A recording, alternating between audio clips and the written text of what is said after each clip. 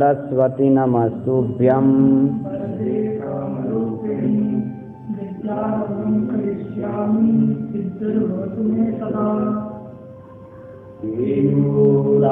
विभूषयन्ति पुरुषं आदानचन्द्रोज्ज्वला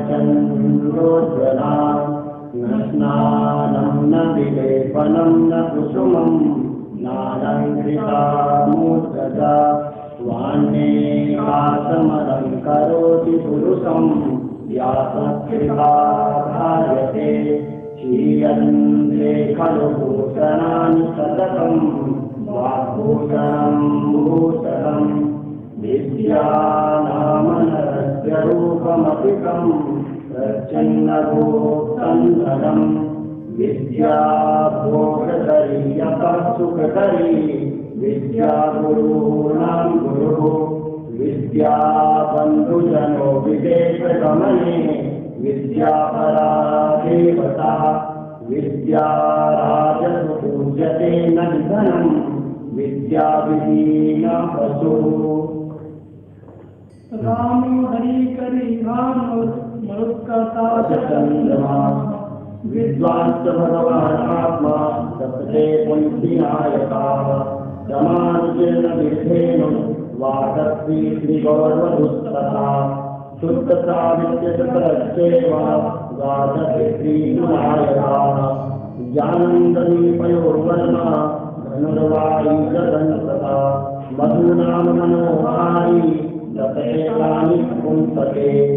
ओम शांति शांति शांति। कल तृतीय पाठ पूरा हो गया है। तृतीय पाठ का गृह पाठ अब हम देखेंगे। उससे पहले जो 32 शब्द आपको याद करने के लिए दिए थे, तो उसमें से पुल्लिंग शब्द आपको याद करने के लिए बोला था। तो पुल्लिंग शब्द किसने याद किए? आज एक बोलेंगे, फिर कल दूसरा, ऐसा करके सबको अवसर दिया जाए। तो आज कौन बोलेगा? आप बोलेंगे? 10 शब्द बोल लेना है। थोड़ा मिस्टेक चलेगा। आत्मन आत्मन आत्मा आत्मानो आत्मानः आत्मानं आत्मानो आत्मानः आत्मना आत्मभ्याम आत्महि आत्मने आत्मभ्याम आत्मभ्य आत्मना आत्मभ्याम आत्मभ्य आत्मना आत्मनो आत्मानं आत्मनि आत्मनो आत्मसु हे आत्मनः हे आत्मना हे आत्मानो हे आत्मान हे आत्मन हे आत्मानो हे आत्मानः। सुंदर याद किया इन्होंने। इनका करताड़न से स्वागत। कर पुष्पों से स्वागत। श्लोक याद किया आपने? सुचित्रा जी,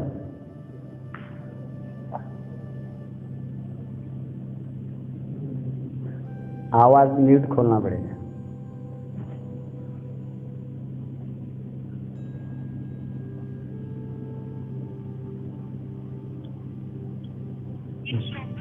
हाँ, यही पहला वाला पुल्लिंग वाला।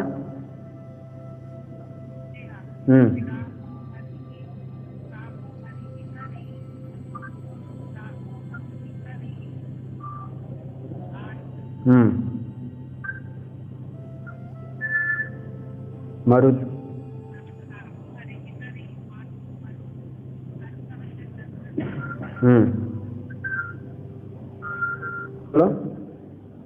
रामो हरि करि भानु मरुत्कर्ता च चंद्रमा विद्वांश्च भगवानात्मा दशेते कुंती नायकाः। सुंदर याद। तृतीय पाठ के वाक्य देखेंगे। कल हमने रमा के स्त्रीलिंग के रूप देखे और भू धातु का उत्तम पुरुष का प्रयोग देखा। भवामि भवावह भवामह। और विशेष धातुओं का प्रयोग है। दृश्य के स्थान पर पश्य, सा के स्थान पर तिष्ठ, सद के स्थान पर सिद्ध, पा के स्थान पर विव, गम के स्थान पर गच्छ आदि आदेश और वर्णमाला का परिचय हुआ था। तो विशेष रूप से वाक्य बनाने की चेष्टा करेंगे। आगे संस्कृत से हिंदी बना लें। क्रम से बोलते जाएंगे वाक्य। मैं लिखता हूँ। सुंदर। आगे अहम अत्र सीतानि। पुस्तक देखेंगे हिंदी वाक्य क्या लिखा। आगे मैं वहाँ से आता हूँ। अहम ततः आगच्छामि, ठीक। मैं जहाँ से आता हूँ, हाँ, अहम यतः आगच्छामि तत्र गच्छामि, ऐसा। ठीक, सुंदर। आगे विद्याम पठामि, विद्या कर्म है और कर्म में द्वितीया होती है। चले आगे। मैं क्या देखता हूँ?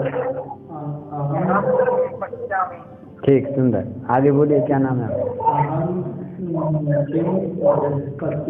अहम किम पश्यामि। यहाँ पर उत्तम पुरुष का प्रयोग किया जा रहा है। अहम किम द्रक्ष्यति या पश्यति बोलेंगे तो गलत हो जाएगा, क्योंकि अहम के साथ उत्तम पुरुष क्रिया का संबंध होता है। अहम पश्यामि बोलेंगे तभी वाक्य शुद्ध बनेगा। अहम पश्यति, अहम पश्यन्ति, अहम पश्यति, ऐसा बोलेंगे तो वाक्य गलत हो जाएगा। वो कर्ता किस क्रिया वचन के साथ जुड़ता है वो आपको ध्यान रखना है। सह तौते त्वम युवाम यूयम अहम आवाम वयम, यही तो करता है, और उनके साथ क्रियापद लगा देना।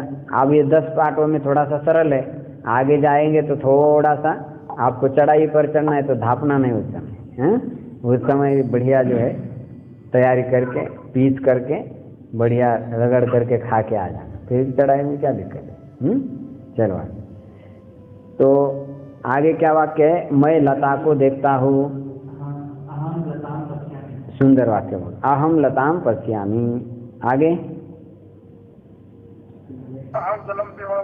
मैं राम का स्मरण करता हूँ।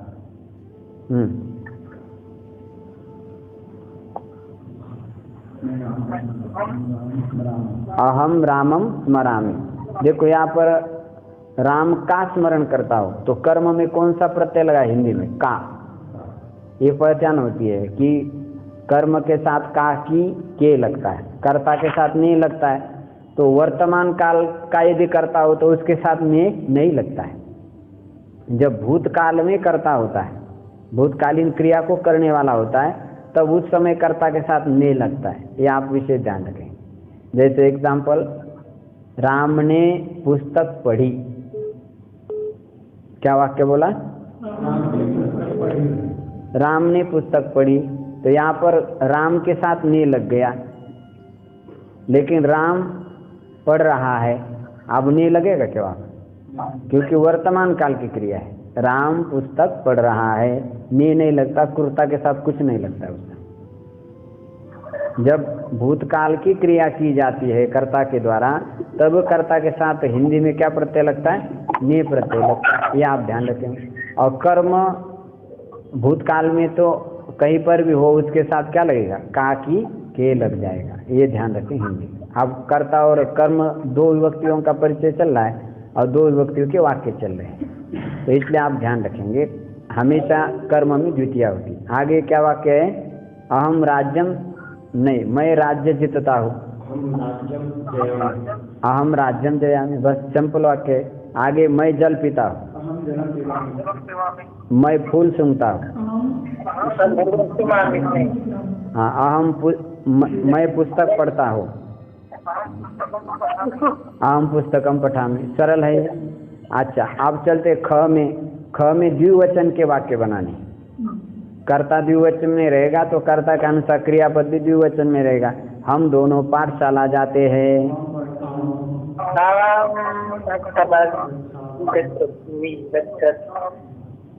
आवाम पाठशालाम।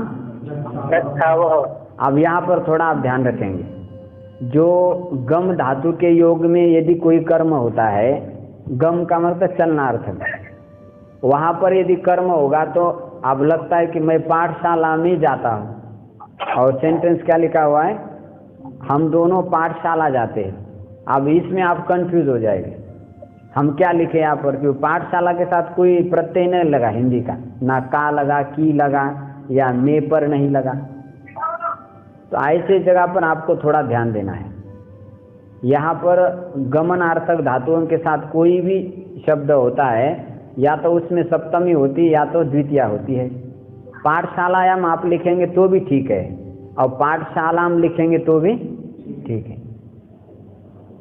विद्यालय को जाता है अथवा विद्यालय में जाता है, दोनों उसके हिंदी अनुवाद हो गए। लेकिन उसको बोलते समय ऐसा बोला जाएगा कि हम दोनों पाठशाला जाते हैं। तो पाठशाला में कौन सी विभक्ति रखेंगे? द्वितीय रखेंगे अथवा सप्तमी, दोनों का भी प्रयोग किया जाता है। तो दोनों भी सही है, लेकिन ज़्यादा आपको संस्कृत बोलने वाले क्या कहेंगे, क्योंकि ये नियम ज़्यादा लोग नहीं जानते, वो कहेंगे द्वितीय लगानी चाहिए। कौन सी लगानी चाहिए? लेकिन उनको कहना कि भाई हम गुरुजी से पढ़ के आए हैं, उसमें द्वितीय भी लगती है और सप्तमी भी लग जाए, और ज़्यादा तकरार होगी तो फिर इधर लेके आ जाए, फिर समझाएंगे। तो दोनों प्रकार के वाक्य बने, आवाम पाठशालाम गच्छावः अथवा आवाम पाठशालायाम गच्छावः। ठीक, हम दोनों लता देखते हैं।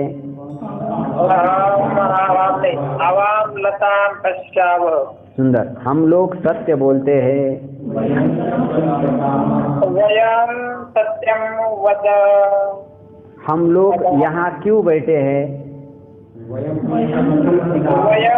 अत्र किम। वयम अत्र हाँ, कथम का अर्थ क्या होता है? क्यों और कैसे, तो कथम का प्रयोग हो जाएगा। अब ये हो गया द्विवचन के वाक्य। बहुवचन में देखिए, वह क्या याद करता है? वे लोग जल क्यों नहीं पीते हैं? कथम न पिबन्ति। वे लोग, हाँ, तो यहाँ पर प्रथम पुरुष बहुवचन है। वे, वह, वे दोनों, वे सब। तो वे लोग जल क्यों नहीं पीते? तो ते जलम कथम न पिबन्ति। प्रथम पुरुष क्रिया का प्रयोग हो जाएगा, बहुवचन। आगे चले। तुम कहाँ से आ रहे हो?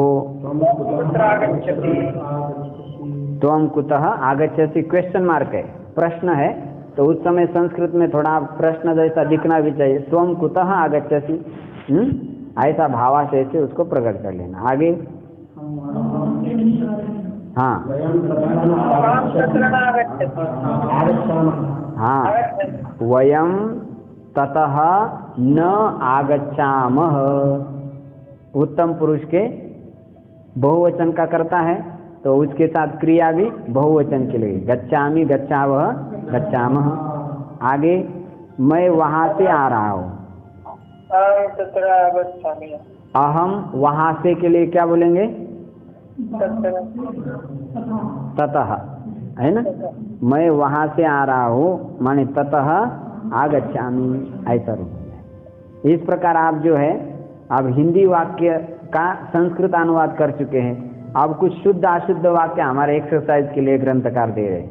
अहम स्थामी बनेगा? क्यों नहीं बनेगा? हाँ, था के स्थान पर तिष्ठ आदेश करके बोलना है। अहम तिष्ठामि, वो धातु रूप का नियम लग गया, जो सूचना में दिया था वो।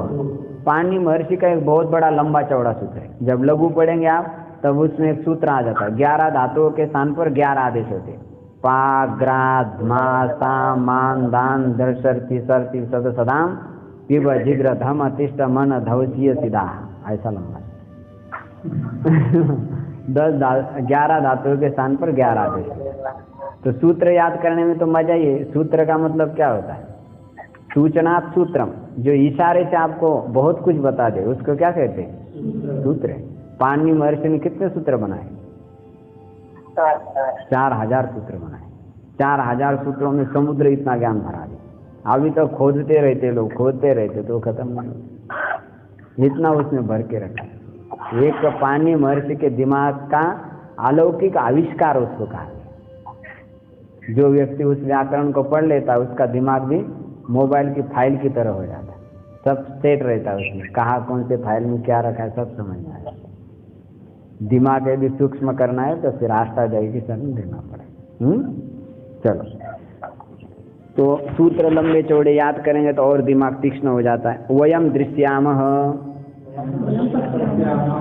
वयम घ्रामः। अब धातु मूल में ऐसी थी, आप कहेंगे कि भाई ऐसा क्यों कर दिया लफड़ाबाजी, सीधा जिग्र ही बोल देते। अब घ्रा के स्थान पर जिग्र करो, तो उसमें आंसर ऐसा है कि 10 लकार है। 10 लकारों में किन किन लकारों में केवल घ्रा का प्रयोग होगा, वहाँ पर जिग्र का प्रयोग नहीं होता है। और किन किन्हीं लकारों में क्या होता है, जिग्र का प्रयोग होता है। इसलिए दोनों की आवश्यकता है ना। यदि 10 लकारों में एक ही प्रकार से चल जाता तो कोई जरूरत नहीं थी। जैसे भू धातु है, 10 लकारों में वही बनता है, वही रहता है, तो इसलिए उसके स्थान पर हमने कुछ आदेश नहीं। ये आप थोड़ा ध्यान रखें। यदि मन में डाउट आएगा तो, नहीं तो कोई बात नहीं, चलती का नाम गाड़ी का। चले आगे।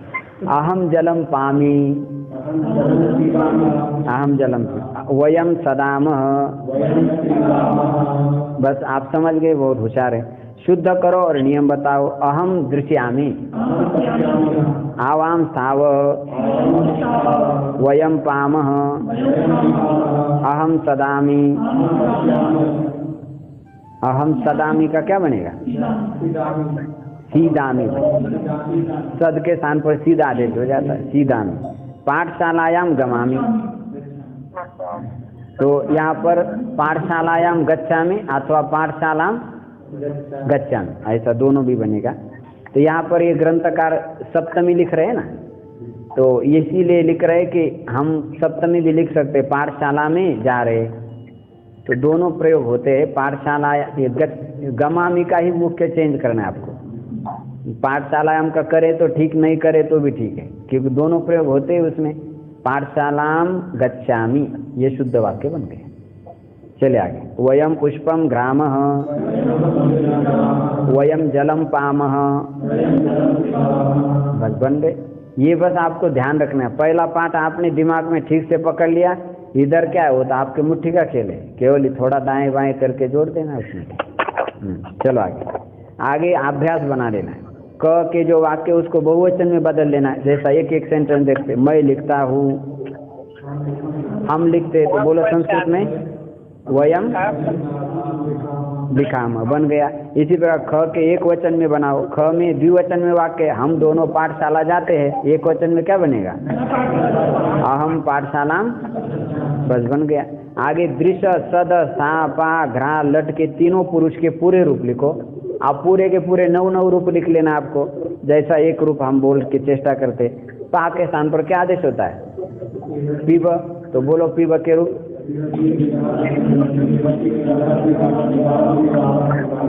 ऐसे आपको बोलने, सभी धातुओं के रूप आपको आने चाहिए।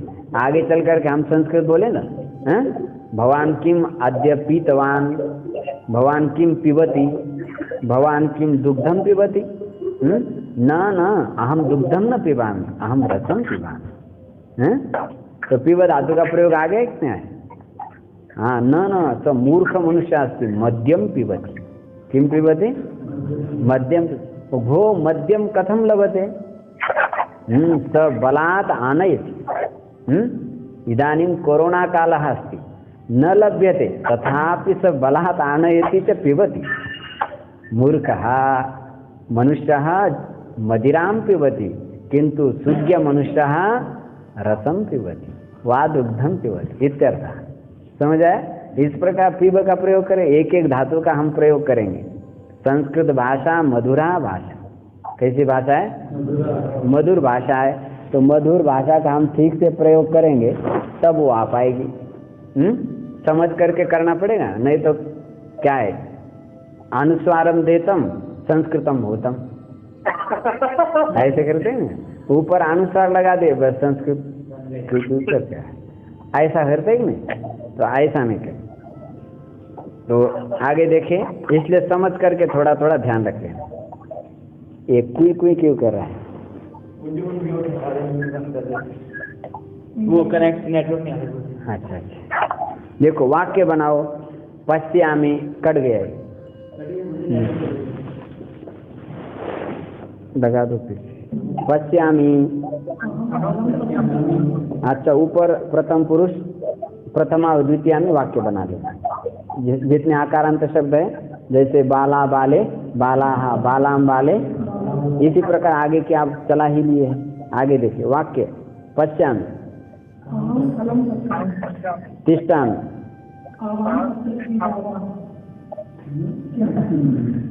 तिष्ठामि, अहम तिष्ठामि, और सीदामि, पिबामि, जिग्रामी ईतः। ईतः माने यहाँ से कुछ छात्र चले गए, यहाँ से छात्र चले गए।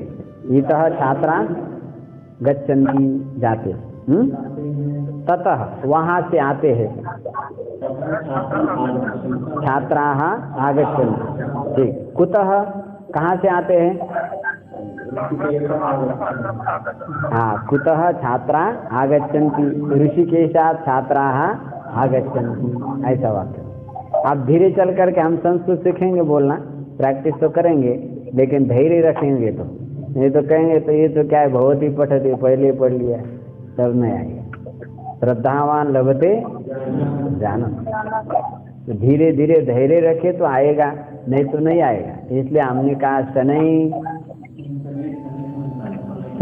पंथा शनै कंथा शनै पर्वत उल्लंघन, शनै वित्तम शनै विद्या पंचेतानि शनै।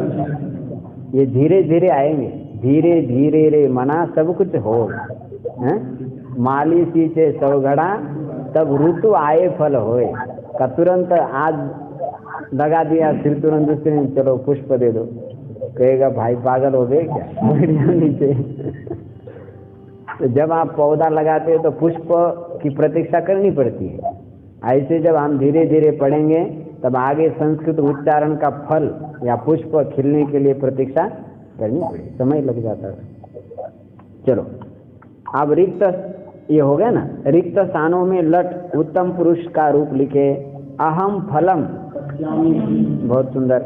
आवाम अत्र सीधा वह, वयम जलम पिबामह में पी रस्व या दीर्घ है?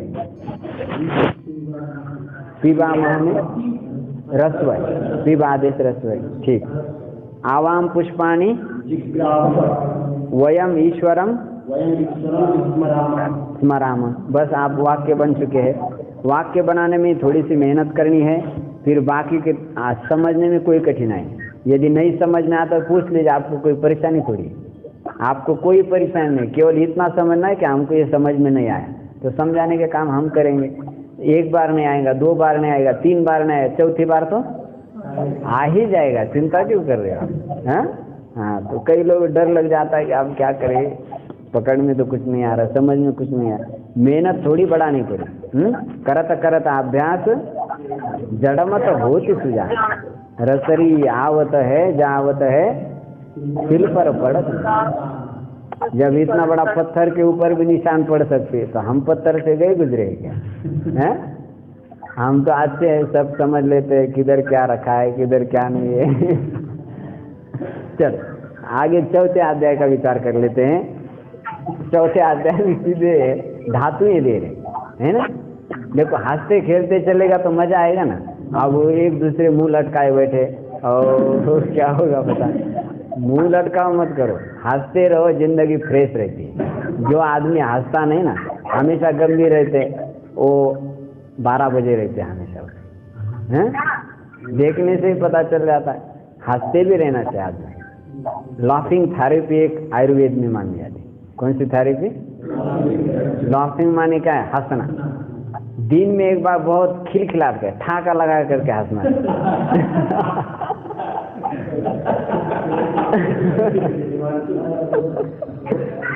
तो एक बार ठाका लगे हंस दिया तो सारे हमारे जो अंदर के उपकरण होते हैं ना वो सारे एक्टिव हो जाते हैं। इसलिए हंसना भी बहुत आवश्यक है। इसलिए हमारे शास्त्र में कहा गया कि समझदार लोग जो होते हैं ना, काव्य शास्त्र विनोदेन कालो गच्छति धीमताम मूर्खा नाम तो समय निद्रया तलयेन।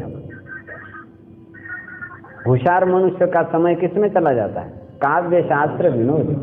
काव्य और शास्त्र के विनोद, ऐसे विनोद आटराम गटराम सटराम नहीं तो विनोद करते रहते, क्या मतलब है? ऐसे विनोद शास्त्र में क्या विनोद किए, वो विनोद करके जीवन व्यतीत हो जाए तब उसको विनोद कहते हैं। तो उसमें देखो कितना आनंद आ जाता है। नहीं तो आजकल लोग क्या हो रहे, एक दूसरे का मुंह नहीं देखना चाहते, एक दूसरे को सम्मान नहीं देना चाहते। ऐसा हुआ क्या लोग? अच्छे लोग होते लेकिन नहीं। कल आया था ना, बौद्धा रो मत्सरग्रस्ता। सारे बौद्धा लोग क्या हो गए? मत्सर से ग्रसित, कोई एक दूसरे से मिलना नहीं चाहता, मिलने के बाद दूर ही, कोई सुनना भी नहीं चाहता उसके बारे में, चुप रहो उसके बारे में। तो इससे क्या हो जाता है, हमारे अंदर के जो नर्वस होते हैं ना वो बहुत टाइट हो जाते हैं। जिन लोगों के अंदर ईर्ष्या द्वेष भावना रहती है ना, उन लोगों के आप छुओगे तो भी आपको लगेगा कांटा की तरह चल रहेगा, मालूम है आपको। जिसके अंदर दया की भावना है, प्रेम की भावना है, उसका शरीर ही बताता है कितना कोमल शरीर, बिल्कुल पुष्प के शरीर कोमल हो जाता है। क्यों? क्योंकि अंदर से मालिश हो रही है, समझ आए। इसलिए सात्विकी भावना में शरीर मन बुद्धि रहना ये बहुत आवश्यक है, तभी हम नरम रहेंगे, नहीं तो बिल्कुल लोहे की तरह टाइट रहेंगे। तो उससे हमेशा कोई भी हमारे पास आएगा दुख होगी, इसलिए हंसना आवश्यक है। चलो आगे चौथा पाठ देखिए। क्री का अर्थ क्या है? इसी का प्रयोग तो किया आद्य गुरु शंकराचार्य जी ने, नहीं रक्षति, डुक्रिय करने, कितनी महत्वपूर्ण धातु है इसमें। माने डुक्रिय करने का जो पाठ जो है वह करने से कोई रक्षा नहीं हो पाएगी। अब व्याकरण कब पढ़ना चाहिए? थोड़ी सी नव यंग हो उसी समय पढ़ लेना चाहिए ना, तरुण अवस्था में पढ़ लेना चाहिए। अब बुढ़ापा में जब दांत गिर गए, बाल सारे सफ़ेद हो गए, तब उस समय ले लिया और पढ़ लिया। अब देखो जब जगे तब सवेरा, ये बात तो बिल्कुल सही है, समझ आए। लेकिन उसके लिए उतनी दुर्दम में क्या होनी चाहिए? इच्छा होनी चाहिए, तब तो ठीक है। बुढ़ापा हो या कुछ भी हो, अंतिम मृत्यु का समय हो तो भी नहीं डुक्रियाँ करने रट ले। हमारे शास्त्र में खटवांग राजा हुए, 2 घंटा में उन्होंने क्या कर दिया? मुक्ति प्राप्त कर दी। ऐसा यदि हमारे अंदर क्या हो, दुर्दम्य सांस हो। बूढ़े लोग भी कितने सारे व्याकरण पढ़ते हैं, ऐसा नहीं कि बूढ़ा होने के बाद व्याकरण नहीं पढ़ना चाहिए, बहुत सारे पढ़ लेते। आधी उम्र बीत जाती, व्याकरण पढ़ लेते, व्याकरण पढ़ के बड़े मंडलेश्वर बन जाते, बड़े ठाट होते हैं। नमो सनंताय सहस्रम, ऐसी उनकी पूजा होती है, समझ आए। इसलिए व्याकरण कोई कम शास्त्र मत समझना, सब कुछ उसमें भरा हुआ है। लेकिन मेहनत करने के बाद मिलेगा, ऐसा नहीं मिलेगा। बिना मेहनत का ये शास्त्र नहीं है, ये बात भी ध्यान रखिए। चलो, क्रिया का अर्थ क्या है? करना। अस का अर्थ चूर का अर्थ चिंत, कथ, भक्ष, बस एक क्रियावाचक शब्द है। कथ माने कहना है, चिंत माने चिंतन करना, भक्ष माने भक्षण करना। अब इनके रूप देखते आगे। चलो ग में, अब ग में दे रहे आव्यय। आव्यय का मतलब क्या है? जो शब्द जो है सभी लिंग वचन विभक्तियों में समान रहता है, उसको कहते हैं अव्यय। तो इन अव्ययों का आप रूप देखेंगे। इत्थम ऐसे, और तथा माने, यथा माने, कथम माने, आपी माने, एव माने, और च, किंतु, परंतु, ये हो गए अव्यय। अब आगे देखिए। एक ये संख्या है। संख्या माने क्या होता है? गिनना करने के लिए होता है ना, तो ये संख्या होते। संख्या विशिष्ट पदार्थ को कहते तो उसको संख्येय कहते। एक माने एक, द्वौ माने त्रयः, चत्वारः, पंच, षट्, सप्त, अष्ट, नव, 10। ये 10 तक संख्या दे दी, ये सरल रहती है। संख्या बहुत सरल रहती है। तीनों लिंगों में उनके रूप भी क्या रहते? समान रहते। देखो 1, 2, 3, 4 तक संख्याओं के तीनों लिंगों में रूप चलते हैं। जैसे एक शब्द है, पुल्लिंग में आलेख चलेगा, स्त्रीलिंग में आलेख चलेगा। द्वि शब्द भी ऐसा, तीनों लिंगों में आलेख। त्रि भी ऐसा, चतुर भी ऐसा। पंच से आगे चलोगे तो सेम रहता है सब, पंच ही रहता है। पुल्लिंग बोलो चाहे स्त्रीलिंग बोलो चाहे न बोलो। षट भी ऐसा ही होता है, किंतु 4 तक आपको चारों लिंगों में याद करना पड़ेगा। वो आएगा सब धीरे धीरे, चिंता करने की आवश्यकता नहीं। आगे चलिए व्याकरण। क्री, अस, लट और प्रत्याहार बनाना है। अभी इसमें क्री धातु का प्रयोग हम करेंगे अभी। करोति, कुरुतः, कुर्वन्ति, करोमि, कुर्वः, कुर्मः। आप मध्यम पुरुष पर ध्यान दें। मध्यम पुरुष बहुवचन में करोति, कुरुतः, कुरुथ, ऐसा आप कुरुत कर देते हैं। कुरुत नहीं कहा, कुरु था पूरा बोल लेना चाहिए। अच्छा, अब चले आगे। आगे क्या रूप है अभी? अस। अस का क्या अर्थ होता है? ये अस धातु बहुत महत्वपूर्ण है। अस का अर्थ होता है होना। ये क्रिया सामान्यवाचक है। अस माने होना। इसके लिए भू धातु का प्रयोग होता है और विद धातु का प्रयोग होता है, अस धातु का प्रयोग होता है। वृतुवर्तन एक धातु, 4 धातु का प्रयोग होगा। चारों में से आप कुछ भी कहिए। रामः भवति, रामः विद्यते, रामः अस्ति, रामः वर्तते। माने कितने धातु का प्रयोग हो रहा है? 4 धातु का प्रयोग हो रहा है उसमें। समझ आ गया?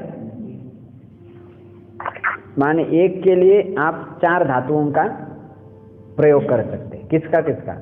भू का, विद का, विद सत्तायाम, और अस भुवि और ऋतुवर्धन। 4 धातु में किसी का प्रयोग करें अर्थ कुछ चेंज नहीं होता है, और करते भी है ऐसा। तो अस्ति का रूप आप याद करेंगे। अस्ति स्तः सन्ति, असि सः स, अस्मि स्वः स्मः। वो आगे लिखा है प्रथम पुरुष मध्यम पुरुष। आप कर्ता के साथ एक बार बोलने की चेष्टा करेंगे।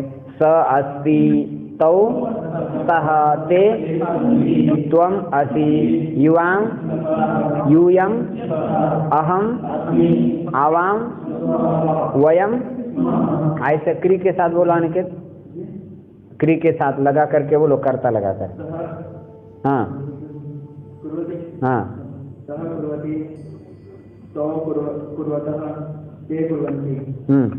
आवाम कुर्वः वयम कुर्वः। ऐसा तेजी से आना चाहिए ना, रुक करके नहीं। तेजी से बोल सकते आप? इधर आओ। बोलो जी।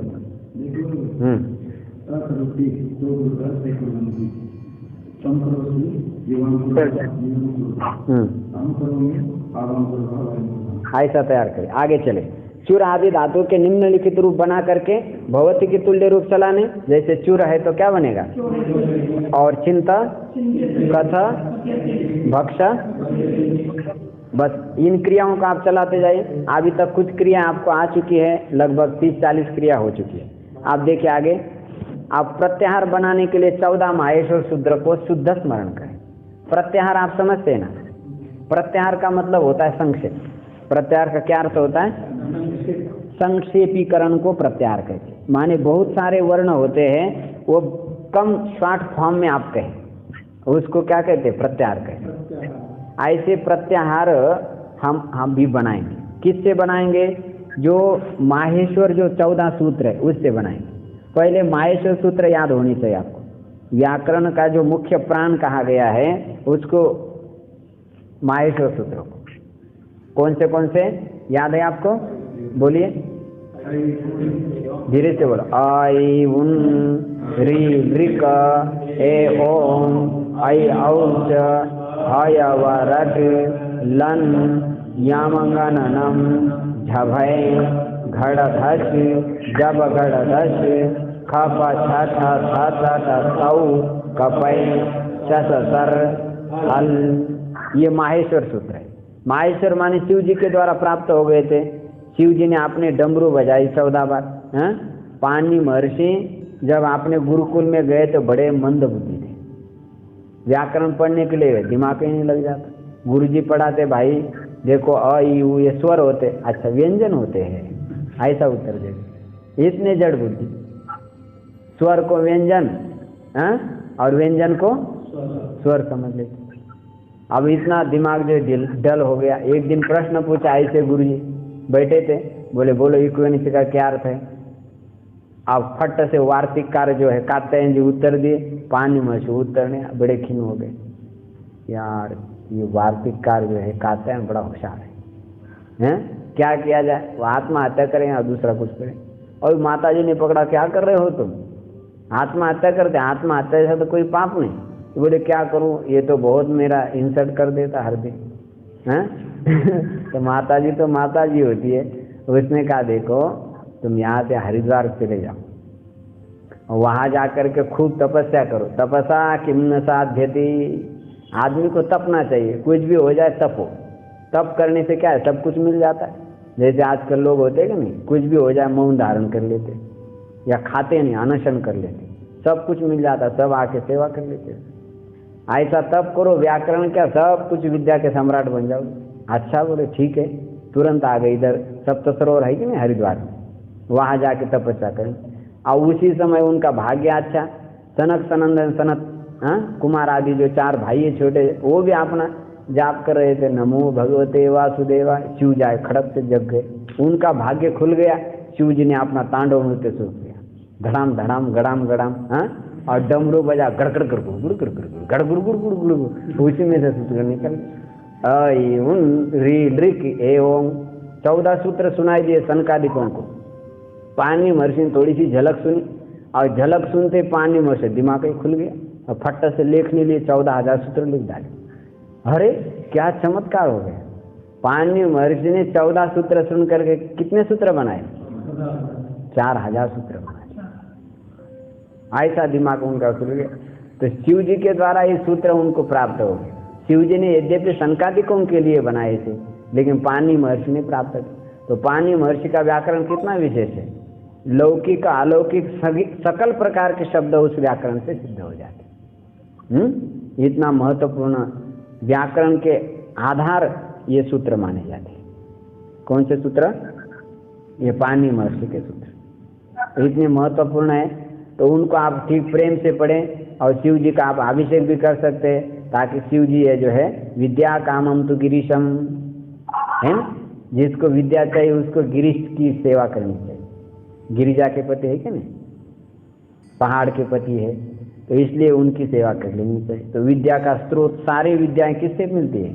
शिव जी से मिलते हैं। आप तो श्रावण में से चल ही रहा है, आगड़ बम बगड़ बम बम, खूब उनकी सेवा करें और ऊपर से अभिषेक करें, सब कुछ मिल जाएगा। भोले बाबा प्रसन्न हो जाते। तो विद्या की उपासना करनी है तो शिव जी की उपासना करना अनिवार्य है। त्रिभुवन गुरु तुम वेद बखाना, तुलसीदास जी कह रहे कि नहीं, तीनों भुवनों के गुरु कौन है? शिव जी है। उनकी उपासना करे तब विद्या मिलेगी। सरस्वती की उपासना करे तब विद्या मिलेगी, ऐसे थोड़ी मिलेगी आराम से बैठे बैठे। सुखार्थिनो कुतो विद्या, और विद्यार्थिनो कुतः सुख। यदि सुख चाहते हैं तो फिर विद्या को छोड़ देना है, और विद्या को चाहते हैं तो सुख का त्याग करना। लौकिक सुख क्या है? सुख थोड़े रहते हैं, हम लोग सुख समझते हैं, निद्रा में पड़े रहे के सुख थोड़ा है। लेकिन आदमी सोचता है क्या यार ये सो रहे बड़े सुखी है, काहे के सुखी हो? निद्रा में कोई सुख नहीं रहता, ये सारे सुख नहीं। वास्तविक सुख क्या है? विद्या में लग जाए तो यही सुख है, और कोई सुख नहीं देता। लेकिन फालतू लोग समझते हैं कि भाई कोई आदमी मेहनत से पढ़ रहा है तो बड़ा दुखी है बेचारे, श्लोक याद करना पड़ता है। श्लोक याद करने में कितना आनंद है। फर्राटेदार बोलते जाओ, रामो हरि करीर्वाणु मरुत करता चंद्रमा, आनंद ही आनंद है। विद्या में कोई दुख नहीं रहता, लेकिन अब आलसी लोगों के लिए समझाना पड़ता है। देखो अब ये जो 14 माहेश्वर सूत्र है, इन 14 माहेश्वर सूत्रों से प्रत्याहार बनाए। प्रत्याहार माने संक्षेप से आपको वर्ण का ज्ञान कराने के लिए कुछ शॉर्ट फॉर्म बनाए, संक्षिप्त रूप बनाए। वो कैसे बनते हैं आप देखेंगे। देखो इन सूत्रों में पूरी वर्णमाला इस प्रकार दी हुई है। पहले स्वर, फिर अंतस्थ, फिर क्रमशः वर्ग के पंचम, चतुर्थ, तृतीय, द्वितीय, प्रथम अक्षर, अंत में ऊष्म वर्ण दिया है। ऐसे दिए है। पहले स्वर मिलेंगे अ यून ऋ एवं ऐ औ, इसमें स्वर है, और बीच में हय व रट लन, इसमें अंतस्थ वर्ण आ गए।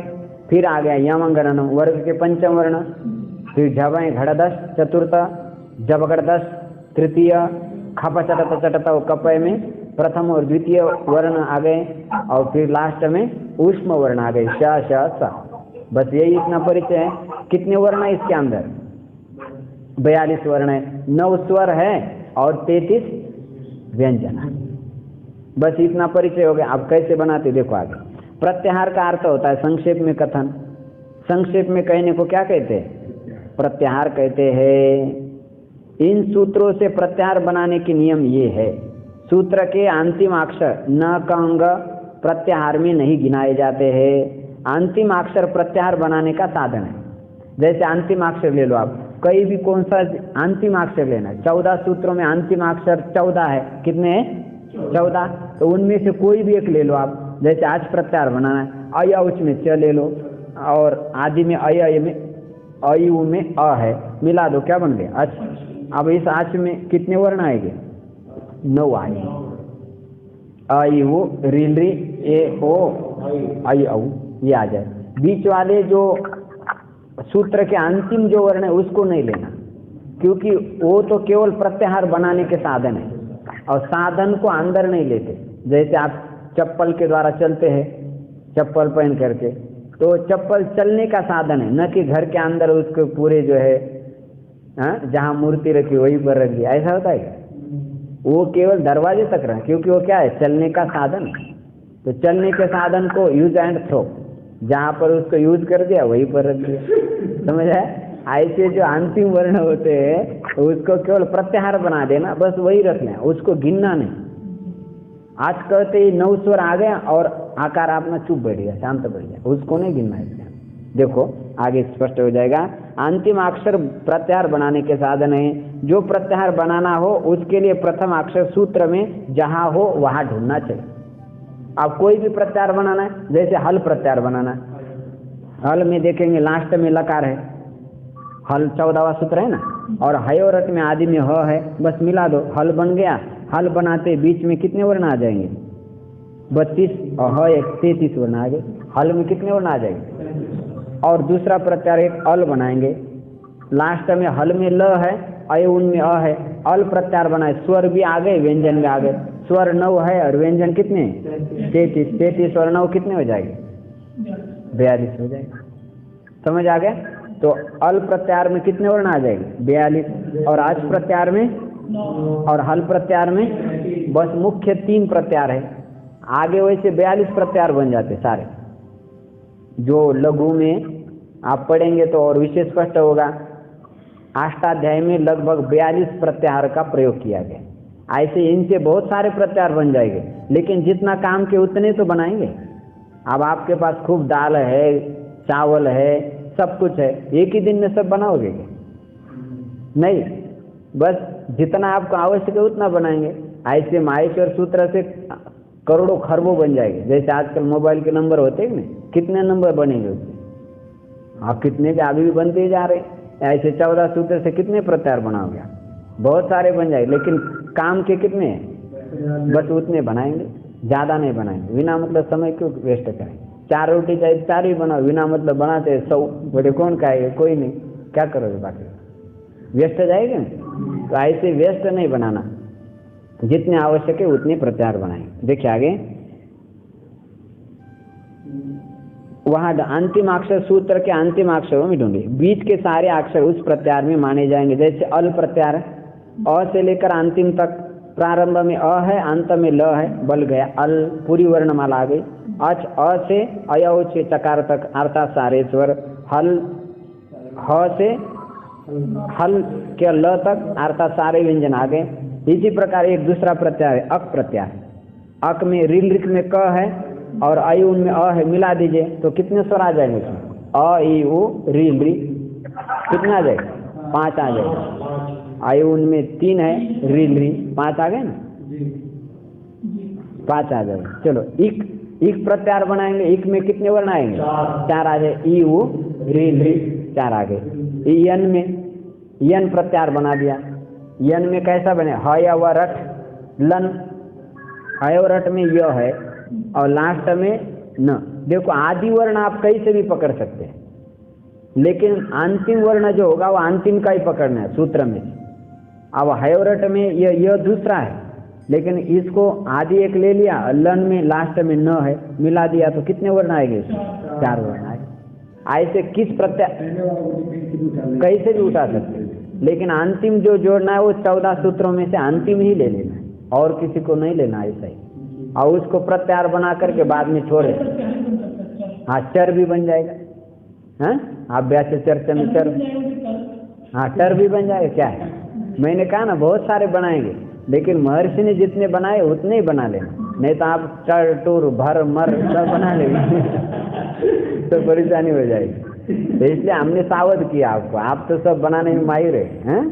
चलो नियम 9, च का अर्थ क्या होता है हिंदी में? और का प्रयोग हिंदी के प्रयोग से एक शब्द के बाद किया जाता है, जैसे फल और फूल, फलम पुष्पम च, ऐसा प्रयोग संस्कृत में होगा, किंतु फलम च पुष्पम ऐसा नहीं होगा। माने बहुत सारे शब्द है तो उसमें च सबसे अंत में रख लेना, रामः कृष्णः गोविंदः च गच्छति गच्छन्ति, ऐसा च लगाएंगे लास्ट हैं। माने बीच में नहीं लगाना, रामः कृष्ण च गच्छति ऐसा नहीं, रामः कृष्णश्च गच्छतः ऐसा प्रयोग होगा या गच्छति हो जाएगा।